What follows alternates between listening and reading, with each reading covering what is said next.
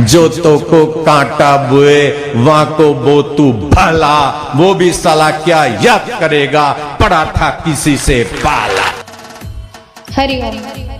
शंखनाद जागरूकता पर आप सभी का स्वागत है। आशा करती हूँ मेरी ये छोटी सी कोशिश, मेरा ये छोटा सा प्रयास आपको पसंद आ रहा होगा।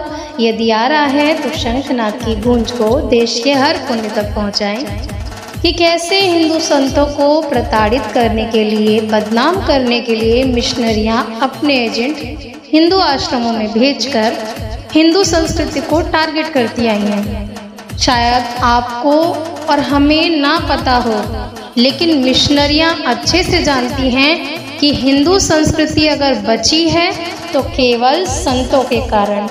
संत जो स्तंभ होते हैं हिंदू संस्कृति के, इसलिए टारगेट हमेशा संतों को किया जाता है। और यहाँ तो पूज्य संत श्री आशाराम जी बापू के आश्रमों में ही उन्हें प्लांट किया गया है।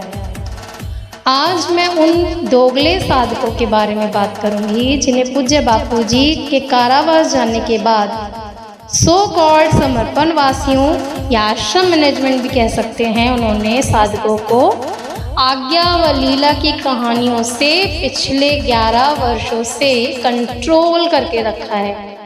आज्ञा और लीला की कहानियाँ इसलिए क्योंकि वही आज्ञा पूज्य बापू जी जब चिली लामा बाई के बारे में देते हैं कि इसके भगा वस्त्र उतार कर बाहर निकालो, तब दोगले साधकों को आज्ञा नहीं समझती।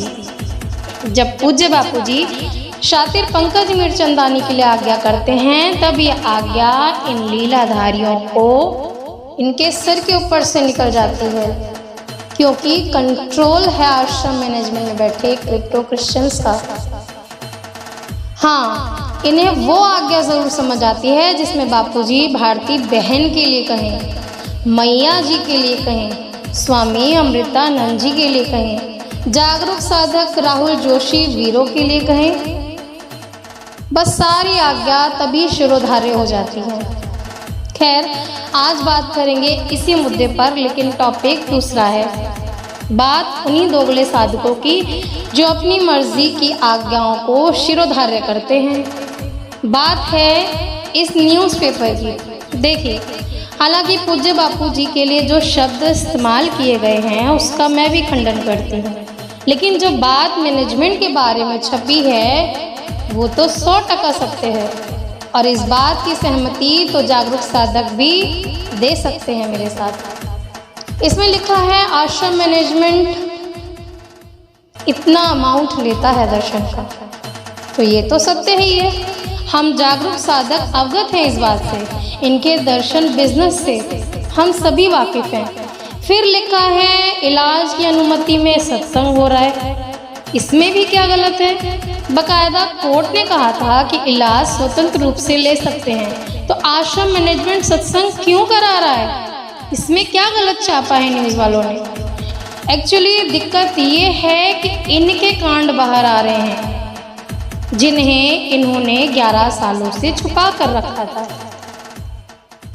लेकिन यहाँ बात उन दोगले या भेड़ साधकों की है जो मीडिया को, अखबारों को गाली देने में लगे हैं। इनका खून इन लोगों का कि न्यूज़ वालों ने पूज्य बापू जी का नाम इतने अनादर से कैसे लिया, इस बात पर इनका खून खौलता है। अरे नीचो, ये खून तुम्हारा तब क्यों नहीं खौलता जब पंकज मीरचंदानी बापू जी को जेल भी पहुंचा देता है? ये खून तब क्यों नहीं खौलता जब जेल में पूज्य बापू जी को स्टेरॉइड दिया जाता है सो कॉल्ड समर्पण वासियों के द्वारा? ये खून तब क्यों नहीं खोलता जब आश्रम में ही रहने वाले समर्पणवासी पूज्य बापू जी के खिलाफ गवाही देते हैं? ये खून तब क्यों नहीं खोलता जब पूज्य बापू जी को रेमडेसिविर लगवाए जाते हैं? ये खून तब क्यों नहीं खोलता कि इस चिली लामा बाई भगवा वस्त्र उतार कर निकालो?